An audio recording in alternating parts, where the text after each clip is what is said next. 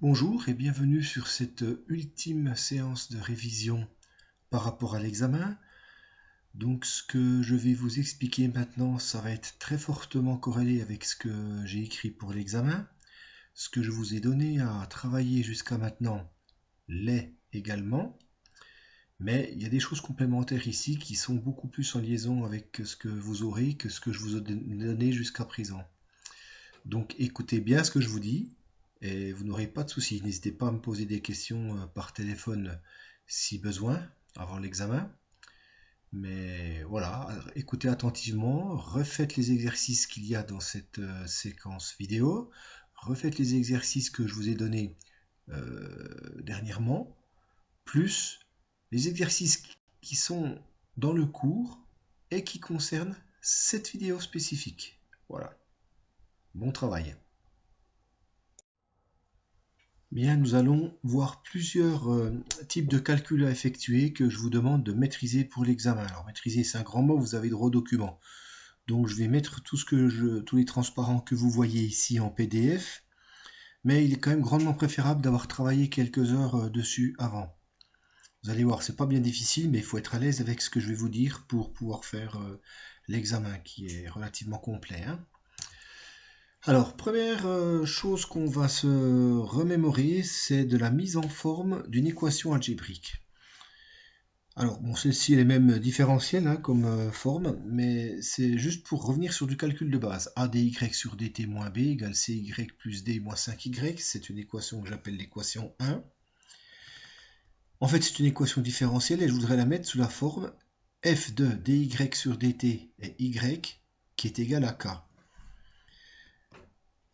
Voilà, donc ça il faut savoir arriver à mettre en forme des équations. Donc comment je procède pour mettre l'équation 1 sous la forme f de dy dt y égale k? Eh bien je mets tous les termes en dy et les termes en y, en dy sur dt, pardon, et les termes en y à gauche de l'équation, et tout ce qui n'est pas en y dans le membre de droite. J'obtiens donc l'égalité suivante, a dy sur dt moins cy plus 5y qui était à droite que je remets à gauche est égal à b plus d. Alors a, b, c et d sont des constantes ici, y est une fonction de t. Et ce qu'on peut faire après, c'est éventuellement factoriser si nécessaire la fonction de y qui m'intéresse à gauche. Donc mon expression devient a fois dy sur dt plus 5 moins c, facteur de y, égale b plus d. Et si je pose k qui est égal à b plus d, eh bien j'ai bien réussi à mettre mon équation 1 sous la forme une fonction de dy sur dt et de y. Alors dy sur dt pondéré par a et puis y pondéré par 5 moins c est égal à une constante k. Donc ça, il ne faut pas que vous soyez surpris si je vous demanderais par exemple à partir d'une équation, eh bien, de la remettre en forme pour arriver sur une certaine chose, hein. Donc attendez-vous à faire du calcul algébrique de base comme celui-ci, ce ne sera pas plus compliqué, hein. Nous allons maintenant rentrer vraiment dans la forme même d'une équation différentielle. Admettons que je veuille travailler à partir de l'équation VDC sur dt est égal à moins QV fois C moins CS plus N, que j'appelle l'équation 1. Et je pourrais me poser la question de mettre l'équation 1 sous la forme générale d'une équation différentielle du premier ordre, hein, qu'on avait pas mal travaillé en fin de journée et après, le jour où on avait eu cours complètement la journée. Donc, qu'est-ce que je fais pour pouvoir mettre cette équation 1 sous une forme d'équation différentielle? Eh bien, je repère déjà la fonction concernée dans mon équation différentielle et la variable associée à cette fonction dans l'expression 1. Alors là, j'ai mis en rouge v dc sur dt égale moins qv c moins cs plus n. Et vous voyez que j'ai mis en rouge la fonction c et sa dérivée, dc sur dt. Donc j'ai bien l'expression de ce qui est en rouge ici d'une fonction avec sa dérivée. Donc c'est bien ce qu'on a dans une équation différentielle. Dans une équation différentielle, on exprime une fonction et sa dérivée avec des pondérations. Donc la fonction qui est concernée dans cette équation différentielle, eh bien c'est ct à cause de c et puis de dc sur dt. Donc simultanément la fonction et sa dérivée. Alors je vous avais déjà parlé de l'abus d'écriture, comme quoi on ne va pas forcément représenter c de t, on va écrire c. Donc il peut y avoir des confusions avec des variables, mais dès qu'on voit la différentielle dc sur dt, on sait que c'est c qui varie. Donc rigoureusement il faudrait mettre grand c de t dans l'équation. Et puis la variable associée, eh bien c'est t, le temps par exemple, à cause de dt. Dans l'expression de la différentielle de la fonction c, c'est dc sur dt. Donc la variable associée, c'est bien t. Maintenant, on va utiliser les propriétés de base de l'algèbre pour mettre sous la forme qu'on a vue dans le cours. Donc on part de v dc sur dt est égal à moins qv c moins cs plus n. On développe à la parenthèse, attention au signe moins par moins qui se transforme en plus, et au signe moins par plus qui reste moins. Donc j'ai v dc sur dt qui est égal à moins qvc plus qvcs et plus n. Je mets tout ce qui est dc sur dt à gauche et tout ce qui est c à gauche. Il va me rester c dc sur dt est égal à... v dc sur dt plus qvc est égal à qvcs plus n.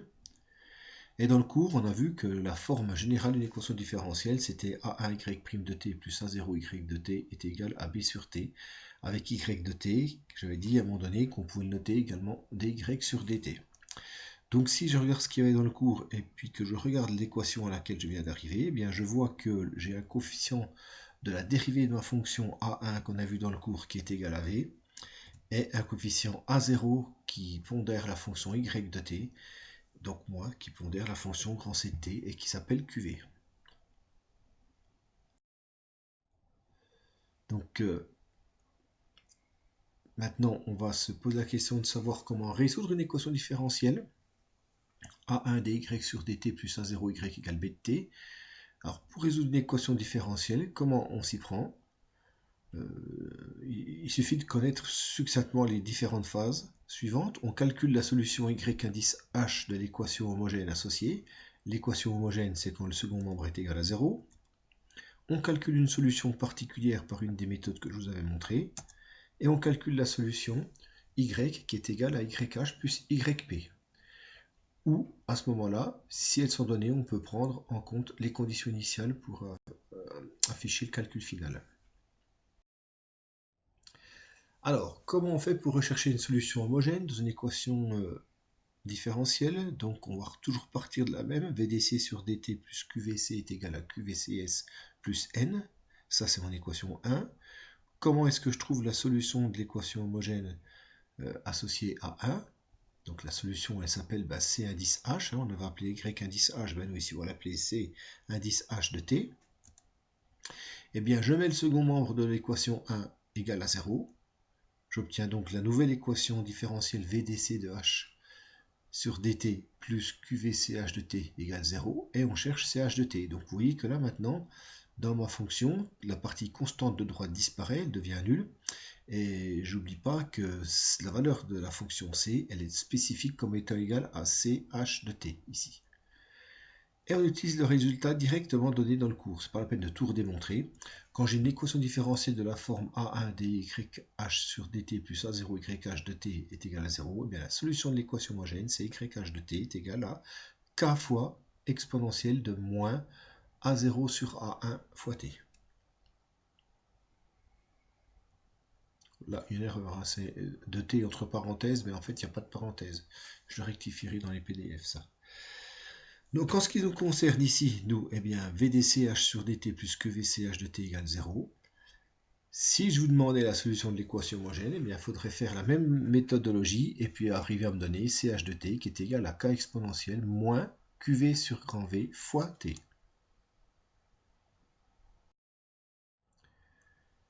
On va partir maintenant dans un autre domaine qui est le principe d'un test statistique. Comment on réalise un test statistique? Eh bien déjà, on se rappelle qu'il faut préciser les conditions d'application du test. Rappelez-vous, c'est souvent supérieur ou égal à 30, supérieur ou égal à 25, etc. Il faut établir les hypothèses H0 et H1. On précise sous H0 les hypothèses de normalité pour pouvoir travailler. On calcule la statistique de test. On conclut sur l'acceptation ou non de H0 en fonction de la statistique calculée. On recherche éventuellement un degré de signification en calculant une p-value. Alors, premier type de test que vous pourriez être amené à travailler avec, c'est la comparaison de deux moyennes observées. J'ai remis un copier du cours là. Donc les conditions d'application de ce test, c'est que l'effectif des deux échantillons ce soit supérieur ou égal à 30. On va partir comme hypothèse nulle H0 que les deux moyennes observées sont égales.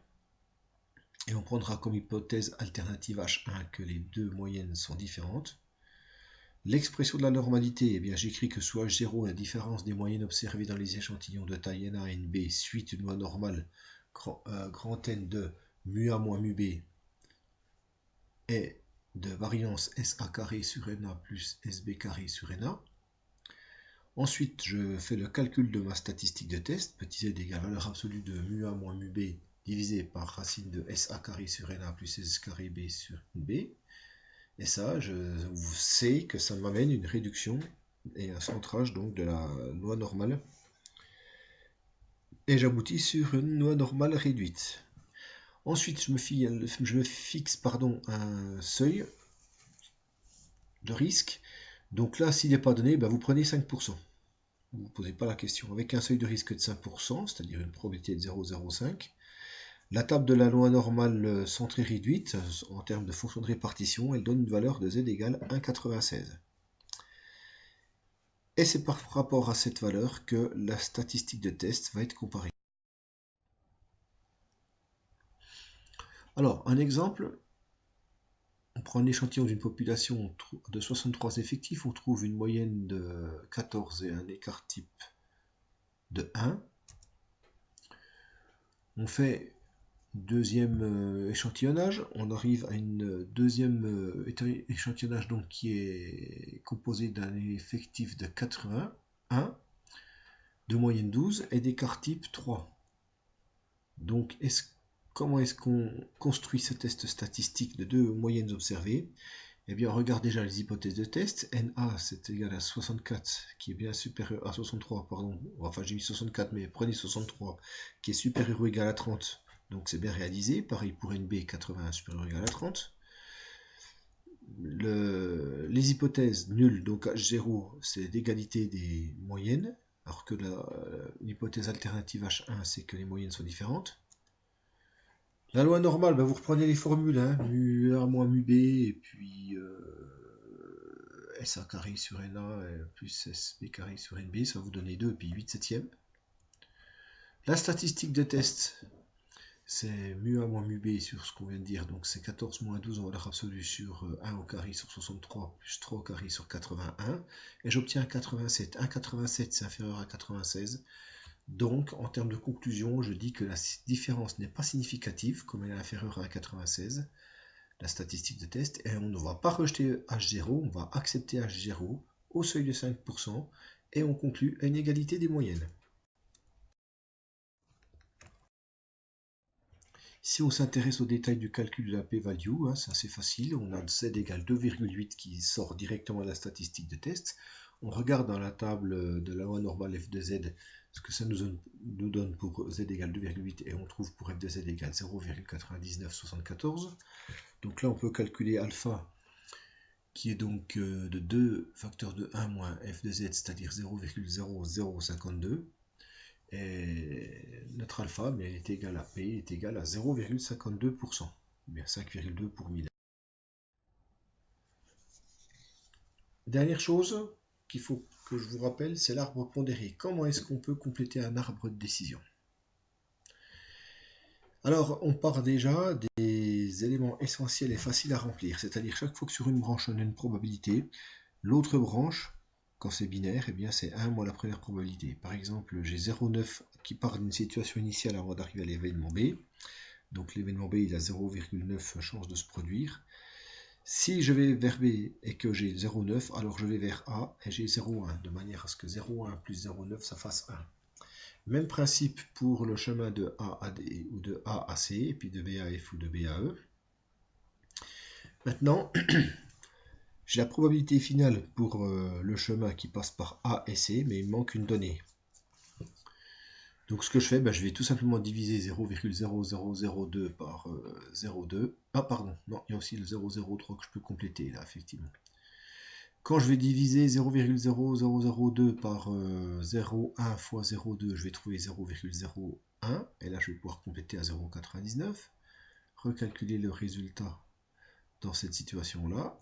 Là, calcul direct, calcul direct. Voilà, donc vous savez toujours que quand on choisit une méthode ou une autre, ou un chemin ou un autre, en termes de probabilité, eh bien, la somme des deux va faire